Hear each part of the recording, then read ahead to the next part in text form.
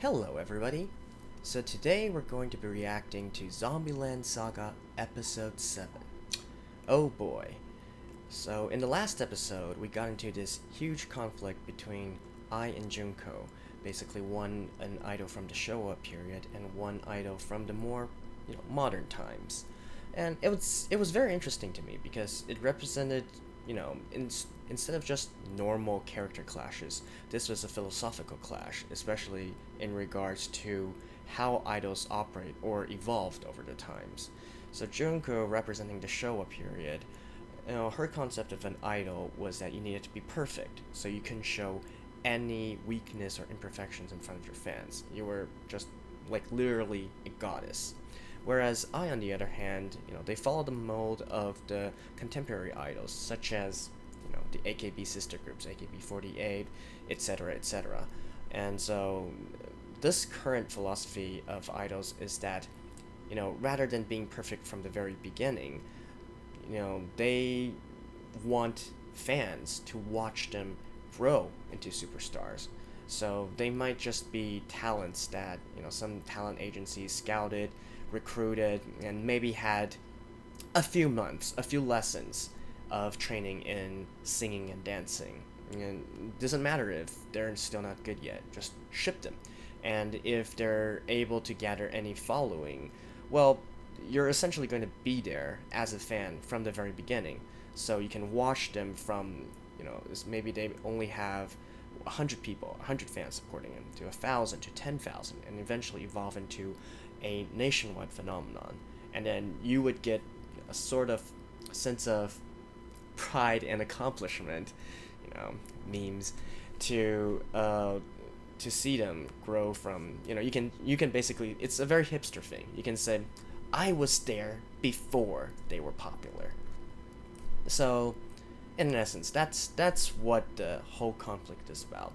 So, we ended the episode with them saying that they were going to attend Saga Rock Festival. So, I'm actually really interested to see if they're going to drag it out, or if it's going to be concluded just within this episode. We're already on episode 7, that means we're over the halfway point, and we still got a lot of people's story to cover.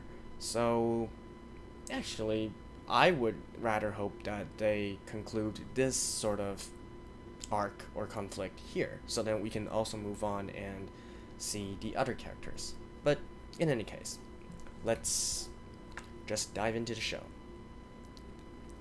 So, we're going to be starting in 3, 2, 1, go.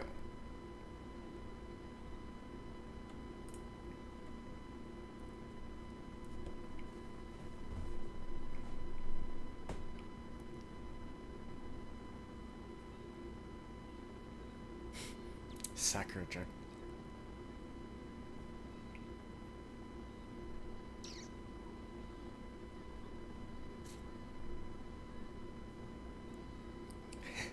Oh, yeah. Okay, Sakura.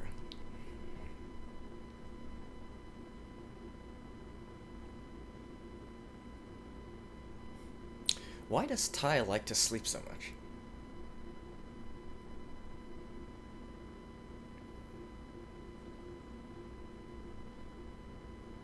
Hey, she didn't retort this time.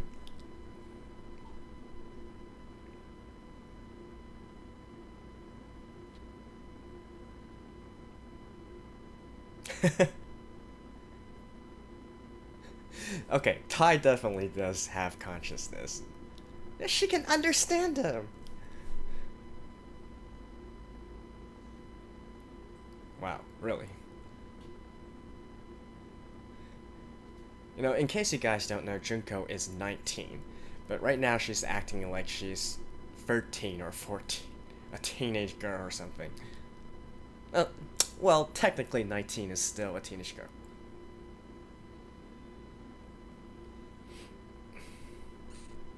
No. Yeah, he's not gonna say anything.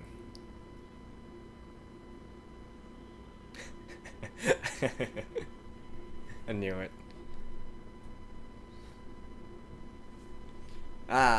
I love the OP, but unfortunately I'm gonna have to mute it right now. Okay. No, I love that saga part.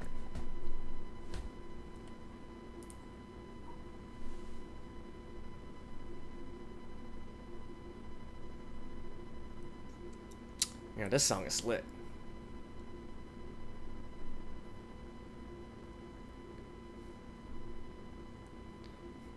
So what, Junko didn't sleep, didn't eat, and she's just sitting there?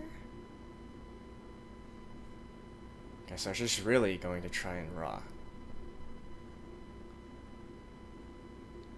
Wow.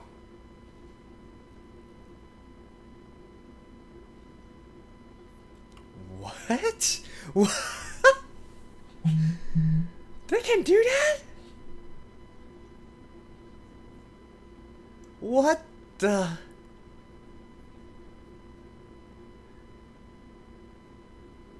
I mean, okay, hold on. I know they could, you know, be split, but like that? Oh. Whoa. Damn, son.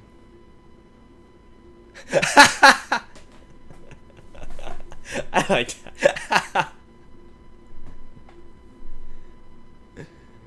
Oh, that was funny. That was funny. Oh, wow. Kotaro is actually going to try to convince her?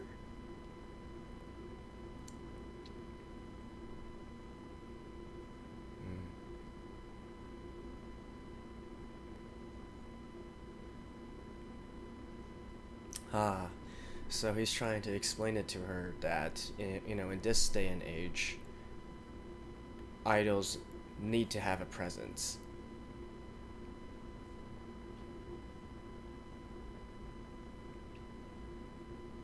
Yeah, it's a double-edged sword.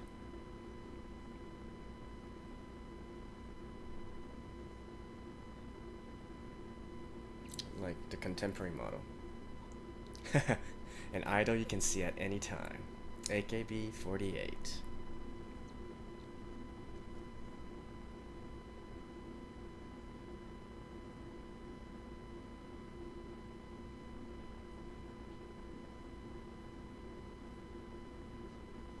True.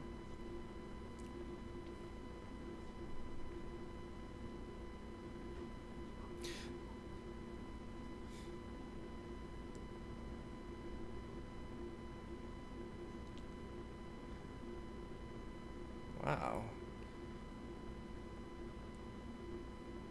Oh.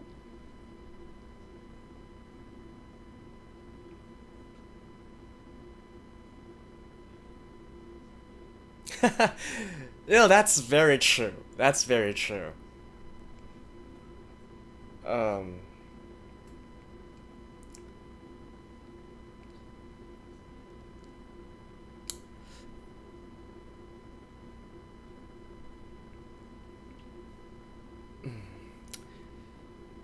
You know, there are, in the current idol world, there are also people, you know, there's idols that excel at performance, dancing, singing, but then there are also idols that are based completely on characters, so character driven.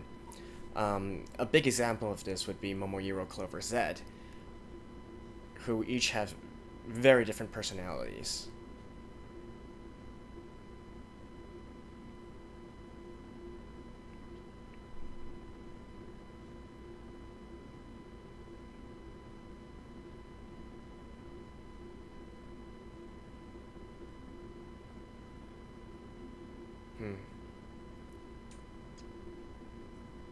Oh, wow.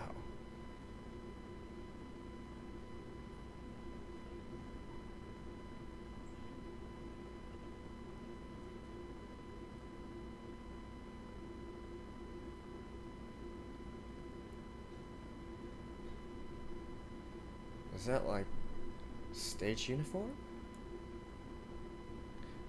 Wow, Kotaro did something very producer-like for once.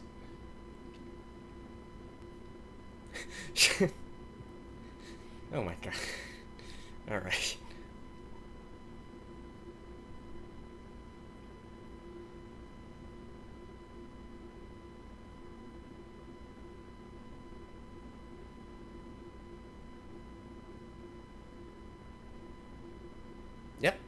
It's their uniforms. Oh, it's that one?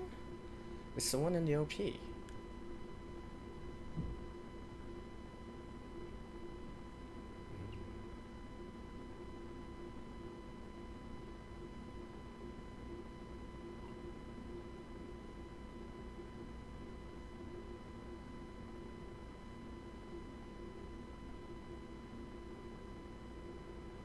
So was she already in there? What? So zombies have superhuman strength now? I knew it! I freaking knew it!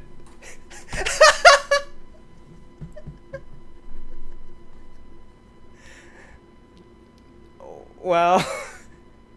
Wait!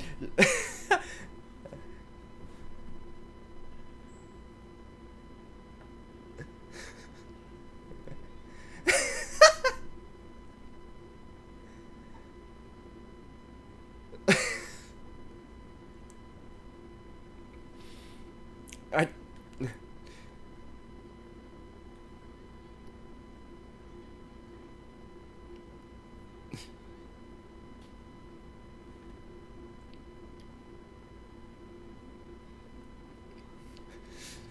Okay, that may...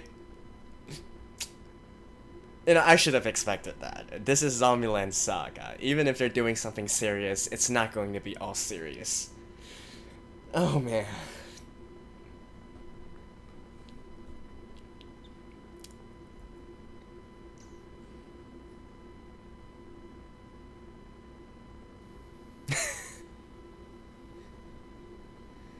Oh, anti... Yep, waterproof spray. Does somebody... Spray him! Spray him! Ah, they should have sprayed him.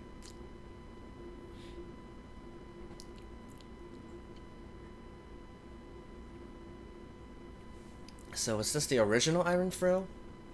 10 years later? That would mean they'd be nearing 26, 25, 27, around that age. Ooh, mature idols.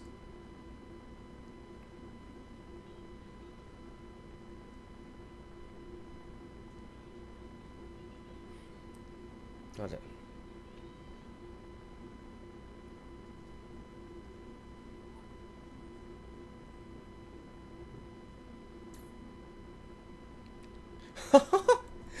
They even put the Wota calls in there.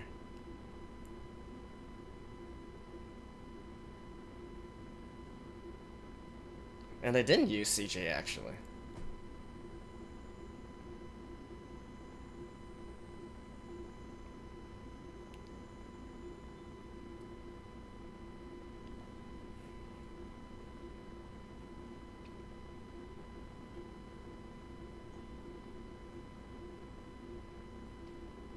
Wait, I don't get it. So, is this special appearance like a special reunion?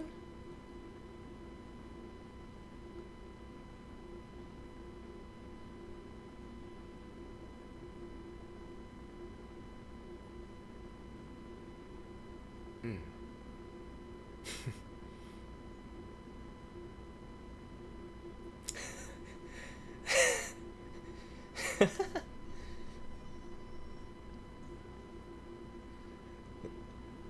Did she eat her heart?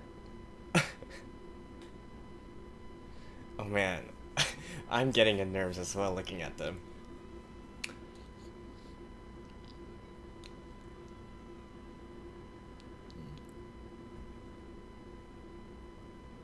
Ah, they're not gonna hear you, Killjoy. I'm sorry.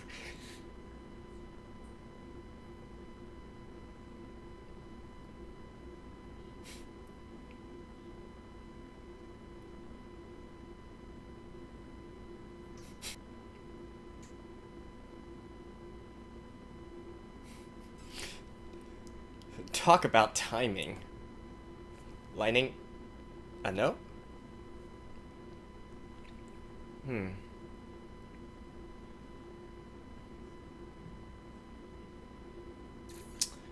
sad but true.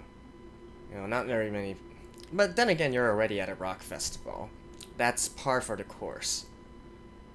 You're gonna get into some bad weather.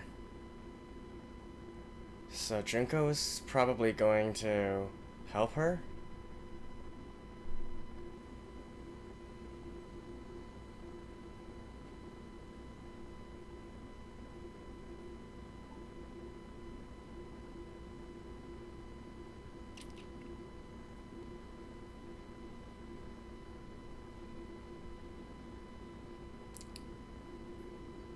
Ooh.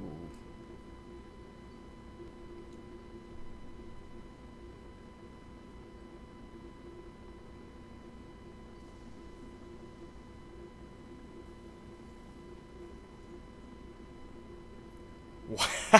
What?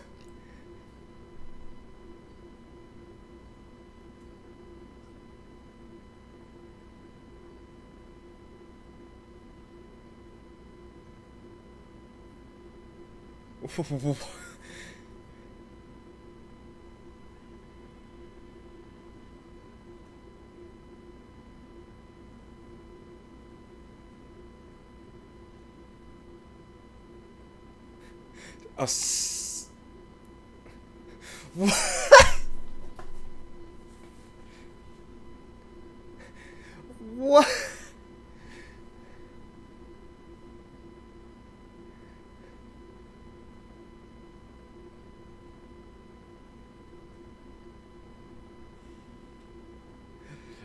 So they're perfume now?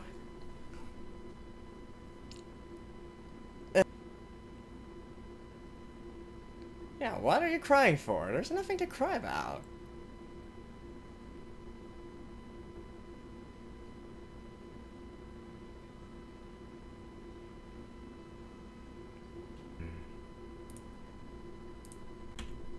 Well, that was an interesting episode. They did resolve the situation in one episode, like I hoped for, but yeah, that did not turn out the way that I thought it would. And we actually got a lot of songs this time, and I'm liking it. I'm still not that completely sold on the old song, the one where they did the robotic voice in the end. That one is meh for me, but the new song was lit. And, alright, I like the interesting take on it, so, get struck by lightning, so now your voice is all, techno and has an electronic feel to it. Yeah, that was interesting. Yeah, that was interesting. So, like I mentioned in my reaction, the first thing I thought of was Perfume. So, if you guys don't know, you guys can check them out. They're, I guess, sort of an idol group, but well, yeah, I guess you can say they're an idol group, but they mainly focus on electronic music. So they're a 3-person group, and anyways, just type in Perfume in YouTube, and you'll find some of their videos. What else was of note? So, Kotaro actually played a major role in this episode in convincing Junko to come out of her shell and perform with the rest of the group. Now that caught me by surprise. Of course, I know that Kotaro, for me, he is somebody who knows what he's doing. He may look crazy, but I believe, in any case, that he does have an ultimate plan, and, his eccentric methods are just ways to try and get them to become idols. But at the same time, I really thought that they would, Franchouchou, the girls, they would resolve this situation by themselves this time. Either through somebody eventually getting through to Junko. But I guess this works as well. Getting hit by the car, I should have saw that coming. Okay, let's be honest here. We should have saw that coming. Once she jumped over the fence and stood in front of the car, I was like, oh, she's gonna get run over. And I mean, what can you say? This is ZombieLand Saga. As for the rest, what else do I want to talk about? Oh, during when Kotaru was talking with Junko, trying to convince her like how is the idol situation right now in contemporary Japan. One thing in the end he mentioned, it's fine if you don't want to do photo sessions and that sort of thing. Just view it as part of your character. Now, of course, it all makes sense within that context, but much like the last episode, which drew parallels from real life, how the idols of old, the philosophy conflict with the idols of now. When Kotaro mentioned character, so that's also something that you can strive for in the current idol industry. So, like I mentioned before, you can go the AKB method, which, they're basically a huge group of lots of different girls, and then probably the best ones shine out of all of them. On the other hand, on the other extreme, you can go with groups mostly under the Stardust label. So within those groups, all the idols have like their individual colors, individual personalities. They each fit a character within their group. So you would typically have, say for instance, the shy one. You would have the cool one. You would have the the happy-go-lucky stupid one, for lack of a better word. You would have the athletic one. You would have the bookworm. You would have the otaku. So lots of different characters residing in an idol group is also a good way to make things interesting. So people will want to, basically people can support their favorite character and also support the group as a whole. And at that time I mentioned Momo Yellow Clover Z, or Momoclo for short. So like I said, they're probably one of the greatest examples of this in Japan, even though they're relatively unknown overseas in the Western world. But in Japan they are huge, okay? At the height of their popularity, it was basically AKB and them. So nowadays, I would argue that they're probably not at the height of their popularity anymore, but they still command a huge following. And lots of other idol groups now also utilize this kind of method, where, like I said, each one has a different character, a different assigned color, and so depending on the personalities, you can have your favorites. So within this context, Franchouchou operate a little bit more like the latter group of idols, since they only have 6 people, right? So you're not going to have the AKB dynamic or the Hello Project dynamic. So it's, and how each of them has very contrasting personalities. Like Lily is the happy-go-lucky, but speaks very straightforward, cutesy type of character.